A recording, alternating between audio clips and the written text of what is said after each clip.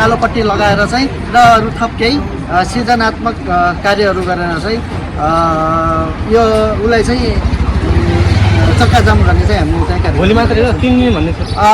भोलिको हाम्रो 1 घन्टाको कार्यक्रम हामी पहिला चाहिँ 3 घन्टा चाहिँ भनेका थियौँ र 1 घन्टाको मात्रै कार्यक्रम राख्ने चाहिँ हामीले सबैको सरसल्लाह बमोजिम त्यो गऱ्यौँ र अब यो हाम्रो क्रियालाई चाहिँ कस्तो प्रतिक्रिया हुन्छ अब यो भोलि भन्दा पनि चाहिँ भोलि त 100% हुन्छ।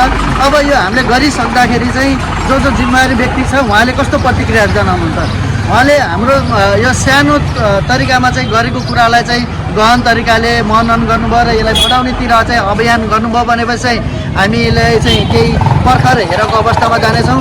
लामो त्यो समयदेखि चाहिँ यो बाटो अब यस्तै अवरुद्ध हुँदाखेरि चाहिँ यो धेरै अब ठेकदारहरू आउने जाने क्रमहरू यो चलिराख्यो पनि। अनि हामीले चाहिँ यो अब भोलिको कार्यक्रम भने हाम्रो के छ भनेपछि 12 बजेदेखि 1 बजीसम्मको हाम्रो चक्काजाम भन्ने कार्यक्रम छ।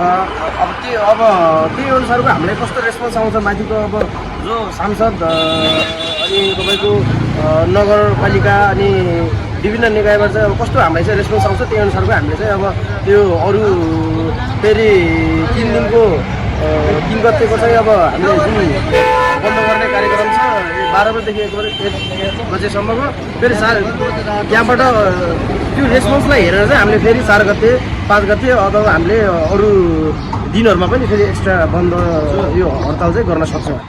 अब धुलो उडिरहेछ, तपाईँले पनि देखिरहनु भएको छ होइन, धुलो खाँदै इन्टरभ्यू लिइरहनु भएको हजुरले भने। अब यहाँनिर तपाईँको यति धेरै व्यवसायहरू छ, तपाईँ देख्न सक्नुहुन्छ।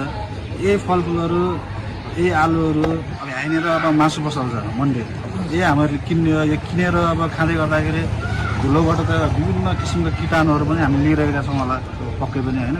त्यही भएर यो सङ्घर्ष समितिको सदस्य भएको नाताले र यो कोही न कोहीले त यो सुरुवात त गर्नु थियो नि त होइन। अघि तपाईँले मेरो एकजना साथीलाई पनि सोध्नुभयो कि अब यो सुरुवात गरिसकेपछि यसो अन्त्य कसरी हुन्छ भनेर सोध्नु पनि। सुरुवात गर्नु नै ठुलो कुरा हो। हामीहरूले सुरुवात गऱ्यौँ भनेपछि यसो अन्त्य गर्नलाई त अब भोलिको दिनमा अब धेरै पब्लिकहरू आउनुहुन्छ होला, धेरै मासहरू आउँछ होला, आएपछि अब हामी ठाउँ ठाउँमा गएर हामीले आफ्नो भनाइहरू राख्न पाउँछ होला। अहिले जस्तो दिपकजी, हाम्रो जीवीजी, आकाशजी र म सन्तोष भण्डारी हामी मात्र गएर कहीँनिर बोल्दाखेरि हाम्रो बोलीमा त्यति हुँदैन।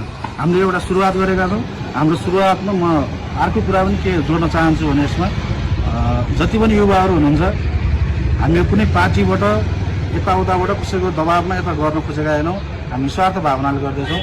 र मेरो पनि पसल यहीँनिर छ, म पनि धुलो खाँदै बसिरहनुपर्छ। त्यही भएर हामी रोकिनेवाला चाहिँ छैनौँ। अब यो हामीदेखि चाहिँ यो भएको चाहिँ सुरुवात हो। हजुरलाई साथ कसको छ? साथ अब युवाहरूकै हो हाम्रो। म एउटा हजुरको पारियाङको अध्यक्ष पनि हो दाङ जिल्लाको होइन।